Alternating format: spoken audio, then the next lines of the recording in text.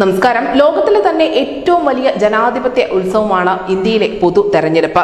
543 സീറ്റുകളിലേക്കാണ് തെരഞ്ഞെടുപ്പ് നടക്കുന്നത്. 1951 ഒക്ടോബർ 25 ആരംഭിച്ച് 1952 ഫെബ്രുവരി 21 അവസാനിച്ച് 1952 തെരഞ്ഞെടുപ്പിന് ശേഷമുള്ള ഏറ്റവും ദൈർഘ്യമേറിയ തെരഞ്ഞെടുപ്പാണ് ഈ 2024 നടക്കാൻ പോകുന്നത്.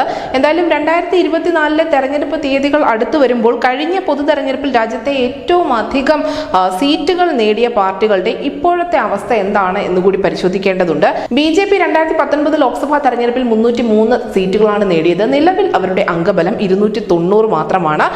കോൺഗ്രസ് ആവട്ടെ 2 സീറ്റ് കുറഞ്ഞ് 49ലേക്ക് എത്തുകയും ചെയ്തിട്ടുണ്ട്. കഴിഞ്ഞ 5 വർഷത്തിനിടെ DMKക്ക് 4 സീറ്റുകൾ നഷ്ടപ്പെട്ട് നിലവിൽ 20 സീറ്റുകൾ മാത്രമാണ് ഉള്ളത്.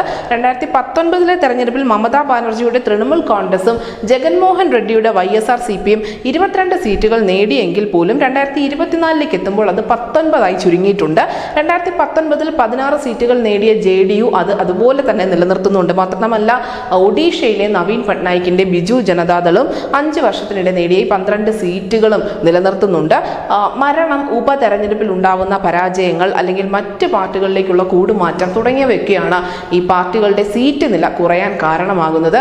എന്തായാലും 2024 വലിയ ലക്ഷ്യങ്ങളോടെ അല്ലെങ്കിൽ വലിയ ക്യാൻവാസിലാണ് എല്ലാ പാർട്ടികളും പോരാട്ടത്തിന് ഇറക്കുന്നത്. പ്രത്യേകിച്ചും BJP അവർക്ക് ഒറ്റയ്ക്ക് 370-ലധികം സീറ്റുകൾ നേടുക, NDA സഖ്യത്തിന് 400-ലധികം സീറ്റുകൾ നേടുക എന്ന ഒരു വലിയ ലക്ഷ്യം മുന്നിലുണ്ട്. നിലവിൽ ഈ ഒരു ലക്ഷ്യത്തിലേക്ക് പാർട്ടികൾ പായുന്നതിനിടയിലാണ് ഈ പഴയ കണക്കുകൾ കൂടി ചർച്ചകൾ നിറയുന്നത്. News desk India Malayalam.